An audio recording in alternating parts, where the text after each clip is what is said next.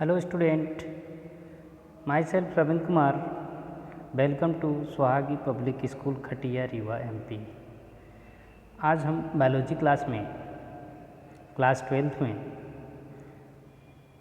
Unit first में reproduction in biology, reproduction in organism. It is a first chapter of unit first class 12th। Reproduction, what is the reproduction? Reproduction क्या है? Reproduction के बारे में क्या definition है इसका, किस प्रकार से हम इसको परिभाषित करते हैं? तो रिप्रोडक्शन मीन्स होता है पुनः उत्पन्न, रीप्रोडक्शन। रीप्रोडक्शन, री मीन्स पुनः, प्रोडक्शन मीन्स उत्पन्न करना। ठीक है, तो इस प्रकार से हम परिभाषा देखें तो reproduction is a fundamental feature of living organism which involves the transmission of genetic material from the one generation to the another generation। मतलब एक पीढ़ी से दूसरे पीढ़ी में जेनेटिक मटेरियल, जो आनुवंशिक पदार्थ है, उसको एक पीढ़ी से दूसरे पीढ़ी में ले जाने में जो प्रोसेस होता है उसको बोलते हैं रिप्रोडक्शन। क्लियर? रिप्रोडक्शन क्लियर हुआ? तो रिप्रोडक्शन का डेफिनेशन क्या है? Production of new one is known as reproduction. तो जितने भी ऑर्गेनिजम्स हैं वो अपना लाइफ साइकिल कंप्लीट करने के बाद या अपनी लाइफ साइकिल या तो आगे बढ़ाएंगे या तो उनका डेथ होगा या तो वो रिप्रोडक्शन करेंगे। ठीक है, तो रिप्रोडक्शन कर देंगे जिससे उनकी प्रोजेनी एक पीढ़ी से दूसरी पीढ़ी जाती रहती है। क्लियर? तो यहाँ पर हम देखते हैं कि जैसे प्लांट हो गया, एनिमल्स होंगे, इसमें किस प्रकार से रिप्रोडक्शन होता है या रिप्रोडक्शन क्या है। नेक्स्ट है कि life spawn means life span होता क्या है, कि लाइफ स्पान किसे कहते हैं? लाइफ स्पान वो है कि बर्थ से लेकर मृत्यु तक जो समय हम व्यतीत करते हैं उसे हम लाइफ स्पान करते हैं। और यह लाइफ स्पान फ्यू मिनट से लेकर कई ईयर तक हो सकता है। तो लाइफ स्पान का डेफिनेशन देखें, the period from the birth to the natural death of an organism is called as the life span. Life span of organism में बी फ्यू मिनट्स और द सेवरल ईयर्स। तो यहाँ पर देखा जाए कुछ जीव हैं जिनके लाइफ स्पान के बारे में हम बताते हैं। तो इधर नेम दिया गया है life span, organisms and life span. जो फ्रूट फ्लाई होती है, फ्रूट फ्लाई का जो लाइफ स्पान होता है वह 1 डे होता है। कितने दिन होता है? 1 दिन। क्लियर? बटरफ्लाई 1 से 2 वीक तक लिविंग रखती है। ठीक है, जीवन व्यतीत करता है। व्हीट प्लांट, गेहूं का पौधा, ये it have the 6 month life span. Crow have the 15 years life span. Dog have the 25 years life span. Banana tree have the 25 years life span. Crocodile have the 60 year life span. Human have 100 years life span. Parrot have 140 years life span. Tortoise have 150 years lifespan. Banyan tree have the 200 years lifespan। तो इस प्रकार से हम देखते हैं कि different living organisms have the different life span. Clear? Now next है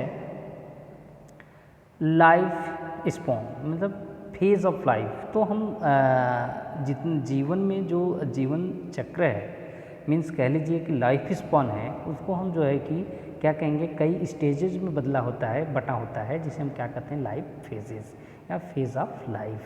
तो life span of an organism usually include the 4 phases and these phases is known as the phase of life.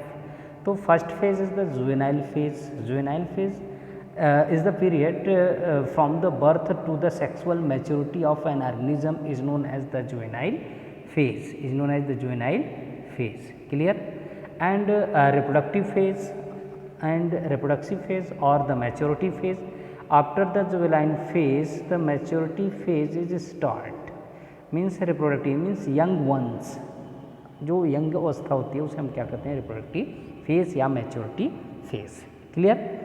एजीन and senescence means after the youngest the age become down, means जो body होती है वो धीरे धीरे एजीन की तरफ बढ़ती है। इस अवस्था को हम कहते हैं ageing. After the ageing death is clear. तो लाइफ स्पॉन में 4 फेजेस हो गए, जुवेनाइल फेज, रिप्रोडक्टिव फेज और the maturity phase, ageing phase and senescence and death. Clear. Now next the types of reproduction. Reproduction कितने प्रकार के होते हैं? तो on the basis of the distribution of the genetic material और transmission of the genetic material, the reproduction can be divided into the two groups, asexual reproduction and sexual reproduction. Reproduction का definition आपको पता है कि reproduction के definition के बारे में अभी हमने डिस्कस किया था आपसे।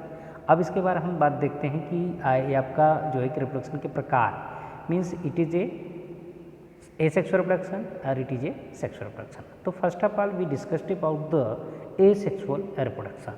Clear. Next is the asexual reproduction. Asexual reproduction divided into the following types.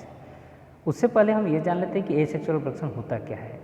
Asexual reproduction is the process in which the only one organism, only single organism involves in the asexual reproduction and the progeny just like as a parents, means ये जो होता है same होता है किसके जैसा, parents जैसा।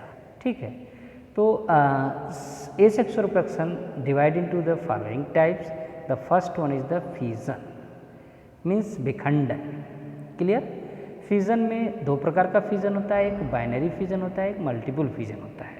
Binary fusion means कोई भी ऑर्गेनिज्म से जो 2 भागों में बढ़ता है आधे आधे पर, मीन्स ऑफ ऑफ, और दोनों अलग होकर नया जो है कि जीव उत्पन्न करते हैं या नए ऑर्गेनिजम्स को डेवलप करते हैं, उसे हम कहते हैं बाइनरी फ्यूजन। आप सिंपली एवुलिना और आपका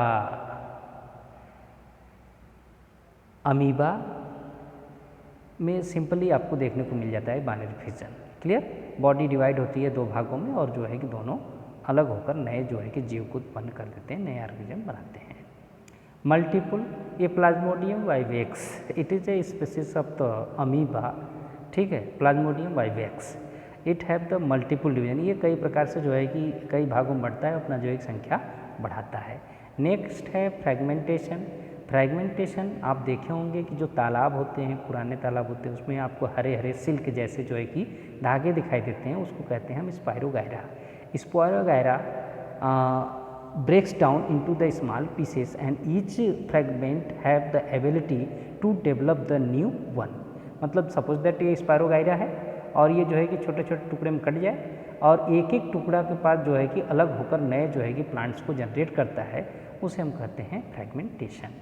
तो आप सिंपली अपने घर में आसपास भी देख सकते हैं कि जो शुगर केन होता है, शुगर केन भी जो है कि इस तरीके से होता है और उसमें बीच बीच में नोट्स होते हैं, नोट्स के पास जो है कि आई बर्ड्स होते हैं और ये आई बर्ड्स को अलग करके जो है कि हम यदि सोविंग करते हैं तो एक शुगर केन से कई जो है शुगर केन उत्पन्न कर लेते हैं। ठीक है। नेक्स्ट है रीजनरेशन। ठीक है। प्लेनेरिया एक ऐसा जो है कि आपका एल्गी है जो कि एक से कई जो है प्लेनेरिया लार्वा, मीन्स ये अपना जो है कि रीजनरेशन पावर होता है, मतलब उसे कट जाता है, उसके स्थान पर नए जो है कि उत्पन्न हो जाते हैं। इसका बेस्ट एग्जांपल है प्लेनेरिया। नेक्स्ट है budding. Budding means it is A out growth और इंटरनल और एक्सटर्नल। ठीक है।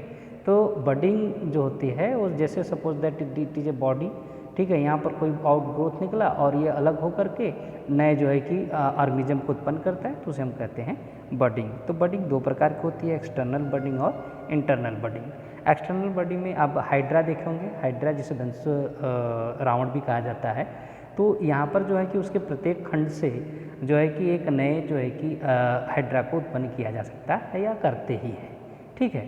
और इंटरनल स्पॉन्जिला, स्पॉन्जिला ये भी एक ऑर्गेनिज्म है जिसके द्वारा जो है कि ये अंततः जो है कि स्पॉन्जिल बनाता है, उसमें जो है कि नए जीव उत्पन्न होते हैं।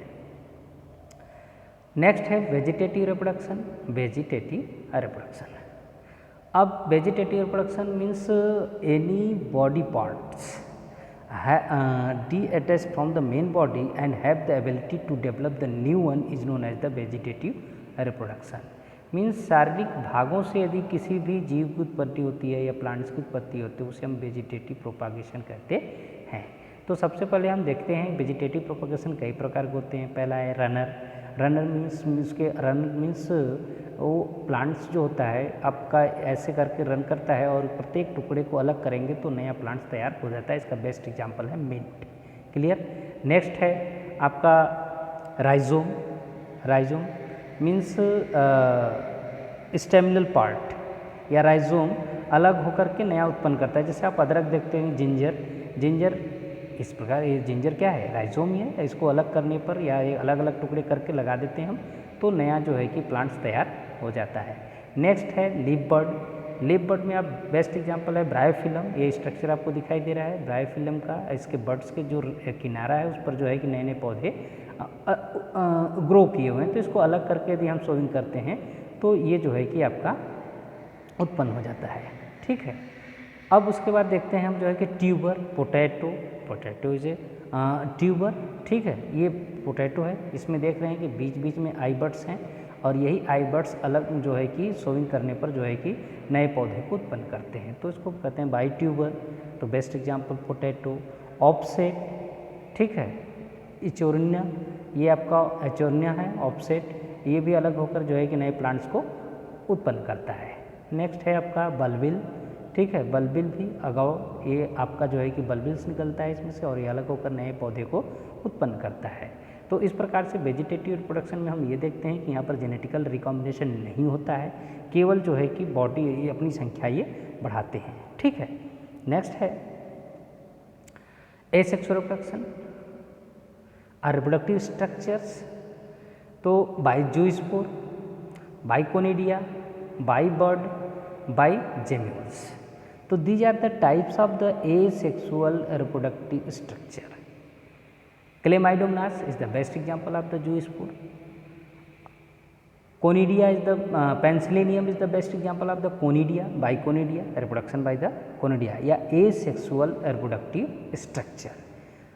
Birds in hydra and gemmules in the sponges.